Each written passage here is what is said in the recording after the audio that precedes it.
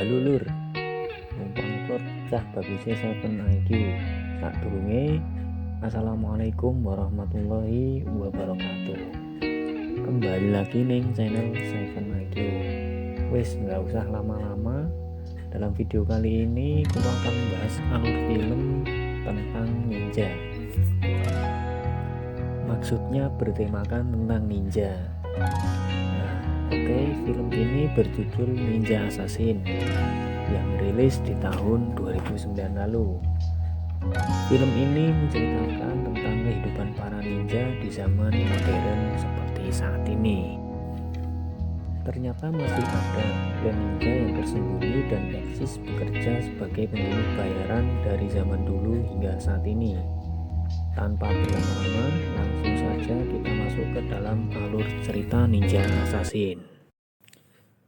Di awal film kita melihat pemimpin Yakuza, yakni Machi, yang berlokasi di Osaka sedang menato punggungnya.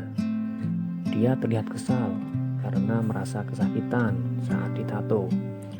Si tukang tato yang sudah tua mengatakan, jika ada yang merasa kesakitan saat ditato, maka orang itu tidak cocok untuk tinggal di lingkungan yang keras. Kemudian pimpinan Yakuza itu marah dan merasa terhina. Kemudian datang salah satu anak buahnya membawa sepucuk surat yang berisi pasir hitam. Si tukang tato terlihat ketakutan melihat pasir hitam yang keluar dari surat tersebut. Hal itu menandakan akan ada sesuatu yang mengerikan terjadi. Si pemimpin Yakuza dan anak buahnya tertawa dan mereka menganggap hanyalah lelucon. Si pria tua menceritakan kalau dulu ada seorang ninja juga menerima amplop yang berisi pasir hitam yang sama. Lalu hal mengerikan pun terjadi. Mereka muncul dari balik bayangan, semua orang tewas. Si kakek tua kemudian menunjukkan bekas luka di dadanya. Terlihat bekas luka di bagian lengan kiri. Pria itu mengaku beruntung. Di tengah dadanya terdapat satu ninja untuk mengingat bahwa dirinya pernah mengalami kejadian mengerikan itu. Para Yakuza pun tertawa. Kemudian para cerita ninja di era modern seperti saat ini. Lalu tiba-tiba salah satu klan anggota Yakuza itu terbelah. Mereka semua kaget dan ketakutan. Mereka berteriak, lampu padam. Terdengar suara pedang mengayun di mana-mana tanpa terlihat sosok yang mereka hadapi. Satu persatu anggota klan Yakuza itu pun tumbang. Si pimpinan Yakuza menembakkan pistol ke sembarang arah saking paniknya. Saking ketakutannya, dia akan mengatakan akan membayar berapapun ninja yang dia hadapi, asalkan jangan membunuhnya. Namun, tidak ada jawaban sama sekali. Si pria tua pun mengatakan kalau sia-sia bernegosiasi dengan makhluk ini, karena mereka bukan manusia, melainkan iblis yang dikirim dari neraka. Saat sedang panik, kemudian kedua tangan pimpinan Yakuza itu pun tiba-tiba putus dan kepalanya ditebas oleh senjata tak terlihat. Dia pun tewas seketika. Kemudian pindah ke kota Berlin, di mana markas Europol. Seorang agen penyelidik yang bernama Mika menemui atasannya yang bernama Maslow. Dia memberikan hasil penyelidikannya tentang pembunuhan misterius yang terjadi akhir-akhir ini. Dimulai dari insiden terbunuhnya Ratu Korea di tahun 1900-an oleh anggota klan ninja Ozumu. Mika menyelidiki transkrip persidangan terdakwa yang bernama Umitomo Shikigaki, di mana jaksa menanyakan soal pembayaran 4,3 kg emas kepada klan Ozumu, di mana setelah itu tidak pernah dibahas lagi sampai dengan sekarang. Jumlah itu sama dengan rumor yang beredar di mana ada kelompok Yakuza membayarkan 4,3 kg emas kepada klan Ozumu, yang berakhir pembantaian Yakuza Machi yang berlokasi di Osaka sebelumnya. Mika berpikir klan ini berusia ribuan tahun dan tidak berubah dalam menghabisi musuh-musuhnya. Kemudian Mika menelusuri lebih dalam lagi. Mika menemukan keterkaitan atas insiden tewasnya Perdana Menteri Rusia Zhukov dengan klan Ozunu. Sehari sebelum pembunuhan, terdapat transfer misterius dari Bank Shanghai berjumlah sama persis dengan nilai 4,3 kg emas saat ini. Mika mengatakan, klan Ozunu bukanlah mitos, tetapi nyata. Klan itu menculik anak-anak jalanan dan melatih mereka menjadi mesin pembunuh. Maslow merasa semua ini tidak masuk akal. Dia belum bisa mempercayainya. Kemudian pindah di sebuah lokasi penyewaan mesin laundry, terlihat seorang pria yang mencuci pakaiannya. Di sampingnya ada seorang wanita yang mencoba memintanya bantuan. Kemudian pria itu mendekati dan bertanya, "Kamu dari klan mana?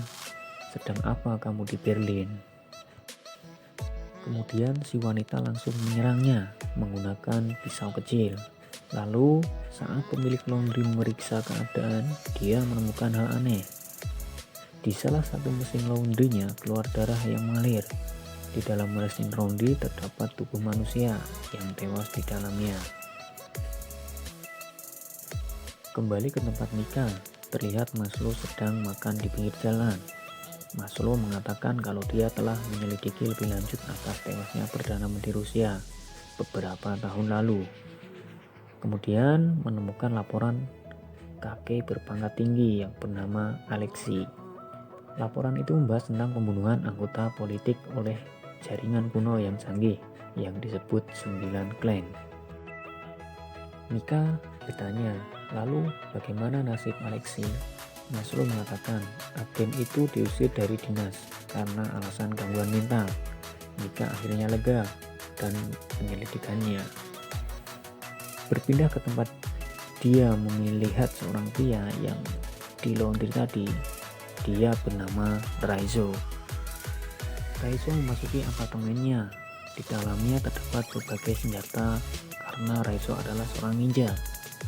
Di dalam apartemen Raizo teringat kepada masa lalunya saat pimpinan klan Ozu, Lord Ozu, memperkenalkan dirinya saat masih kecil di hadapan anak-anak klan Ozunu lainnya. Di memori yang lain, dia mengingat Lord Ozunu menyuruh para murid untuk menguasai tubuhnya dari rasa sakit, lapar, haus, termasuk anggota darah, kulit adalah hal yang harus dikuasai. Kemudian Ozunu terlihat menyiap telapak tangannya dengan pisau dan menggenggamnya, serta mengucapkan beberapa mantra ninja. Lalu saat dibuka, sayatan di telapaknya hilang, sembuh dengan sendirinya. Itulah kekuatan klan Ozunu, itulah jalan ninja mereka. Siang harinya terlihat Raizo telah melumpuhkan lawannya di dalam sebuah pertarungan. Ozunu mengatakan kalau hidup adalah pertarungan. Raizo yang tadinya anak jalanan yang dibuang oleh orang tuanya, dia berjuang bertahan hidup hingga akhirnya bisa menang. Karena dalam pertarungan saat melawan musuh harus tanpa keraguan atau belas kasihan. Untuk bertahan harus bisa menahan rasa takut. Raizo dewasa selalu berlatih melatih tubuhnya, kemudian memori kembali ke masa lalu, di mana Raizo kecil harus berjalan di papan khusus untuk bisa berjalan tanpa suara. Saat Raizo kecil gagal dari lantai itu mengeluarkan suara, ketua Ozunu kemudian memukul kaki Raizo kecil hingga berdarah-darah. Malam harinya Raizo kecil tidak bisa tidur karena kesakitan. Lalu terlihat salah satu teman Raizo yang bernama Kiriko mengobati luka-luka di kaki Raizo. Luka-luka itu masih membekas hingga Raizo dewasa. Di lain tempat, Mika menemui istri Alex, Sabana, agen KGB yang membuat laporan keterkaitan kematian Perdana Menteri Rusia dengan 9 klan. Alex mengatakan dulu laporan Alex menimbulkan masalah pada karirnya.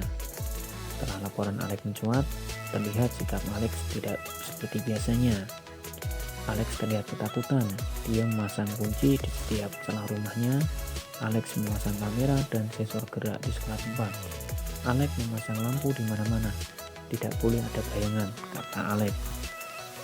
Suatu hari ada seorang pria datang ke rumah Alex, kemudian berbincang sesaat lalu pergi. Istrinya mengatakan kalau suaminya dulu seorang prajurit anggota intelijen Rusia. Alex bukanlah pria yang mudah takut. Lalu istrinya Alex menemui istrinya. Terlihat ketakutan yang terpancar di mata Alex. Lalu Alex berdiri mengatakan kalau Alex sangat mencintai istrinya. Istri Alex mengatakan bahwa Alex sudah meninggal. Sebelum meninggal terjadi insiden, lampu-lampu padam dan istri Alex tidak mau melanjutkan ceritanya lagi. Istri Alex kemudian memberikan berkas penelitian yang dulu ditinggalkan oleh Alex. Di rumah Mika membuka berkas Alex. Di sana terdapat berbagai macam bukti kalau para ninja itu ada. Lalu terdapat kaset rekaman CCTV. Saat detail terlihat wajah Raizo di dalamnya. Berpindah di apartemen Raizo, dia terlihat berlatih menggunakan pedang dan kuku Shikama terlihat amarah dalam diri Raizo. Raizo kemudian teringat kepada masa lalunya. Kembali saat dia menginjak remaja sebagai murid Ozuno. Raizo bertarung dengan teman sebayanya. Awalnya bisa mengendalikan pertarungan, namun lawannya menggunakan cara licik yang akhirnya bisa mengalahkan Raizo. Kemudian Ozuno mendekati Raizo bahwa apa yang ia rasakan bukanlah rasa sakit yang sebenarnya. Lalu Ozuno menekan bagian dalam perut Raizo dan mengatakan, inilah rasa sakit yang sebenarnya. Raizo terlihat kesakitan. Ozuno menyuruh Raizo bertahan dari rasa sakit itu. Hingga malam tiba, rasa sakit tidak hilang. Pagi harinya, saat Ozuno menemui Raizo, terlihat Raizo sudah bisa menguasai rasa sakitnya. Berpindah ke tempat Mika. Mika ditemui oleh agen Zan Bansky. Dia mengatakan agen Maslow bertindak aneh belakangan ini. Zabransky mengatakan kalau beban kerja yang keras bisa membawakan stres dan kelelahan mental. Kemudian Mika menemui Maslow. Ternyata Maslow juga ditemui oleh Zabransky dan menanyakan hal yang sama terhadap Mika. Mika mengatakan kalau ada pihak yang mengawasi mereka dan tidak ingin mereka melanjutkan penyelidikan tentang kasus 9 klien ini. Maslow mengatakan bahwa kasus ini bukanlah kasus sembarangan. Banyak orang-orang penting dunia terlibat di dalamnya. Klien-klien pembunuh itu dilindungi oleh oknum-oknum penguasa. Maslow kemudian menyuruh Mika untuk lebih berhati-hati lagi. Malam harinya Mika pulang ke rumah meneliti laporan milik Alex. Di sana tertulis di dalam gulungan kuno di abad 14, seorang penjelajah musim yang bernama Ibnu Batututa mengunjungi salah satu dari 9 klan tertua yang bernama klan Pasir Hitam. Di dalam situ, berpensil tersembunyi di balik gunung bersalju. Kemudian pernah melihat perayaan makan malam dikelilingi pertunjukan bela diri dari 2 bocah yang berusia di bawah 10 tahun. Kemudian berpindah ke tempat Raizo. Saat di perjalanan, Raizo teringat masa lalunya bersama Kiriko. Kiriko memotong tali bonsai. Raizo yang melihatnya mendekat dan mengatakan kalau Kiriko akan dihukum karena tindakannya. Kiriko mengatakan kalau jantung pohon tahu di mana mereka akan tumbuh. Raizo menjawab kalau pohonnya tidak punya jantung, sedangkan menurut Kiriko semua makhluk hidup mempunyai jantung. Raizo kemudian menjawab lagi kalau dirinya tidak mempunyai jantung. Kemudian Kiriko menempelkan telinganya ke dadanya. Lalu Kiriko mengatakan kalau dia mampu mendengar detak jantung Raizo dan mengatakan kalau jantungnya bukan Raizo. Raizo pun tak percaya. Kiriko kemudian menyuruh Raizo mendengarkan detak jantungnya. Kemudian di suatu masa Raizo muda terlihat ditutup matanya oleh Ozuno. Raizo bertarung hanya mengandalkan indera pendengarannya. Awalnya Raizo belum bisa mengendalikan dirinya, namun pendengaran Raizo mampu meningkat tajam dan bisa bertarung tanpa melihat. Raizo pun mendengar gerakan lawannya dan dapat mengalahkannya. Malam harinya, saat istirahat dengan kemampuan indera pendengarannya, Raizo mampu mendengarkan detak jantung Kiriko yang berdetak seirama dengan jantungnya. Raizo pun tersenyum. Di lain hari, Kiriko terlihat mampu mengalahkan lawannya di dalam pertarungan. Kemudian Ozuno memerintahkan Kiriko untuk menyayat lawannya menggunakan pisau, namun Kiriko menolaknya. Kemudian Ozuno menampar pipi Kiriko dan menghukum Kiriko. Malam harinya, Raizo yang merasa kekasihan mengunjungi Kiriko. Raizo memberikan minuman kepada Kiriko yang terlihat kehausan. Di lain hari, di suatu malam terjadi hujan lebat. Raizo melihat Kiriko sudah tidak berada di tempat tidurnya. Raizo kemudian mengejar Kiriko yang kabur. Raizo berusaha menghentikan aksi Kiriko karena akibatnya akan fatal. Namun Kiriko tetap melanjutkan aksinya untuk kabur. Kiriko mengatakan karena hidup yang sebenarnya berada di luar sana. Kemudian Kiriko melanjutkan aksinya dengan menaiki dinding.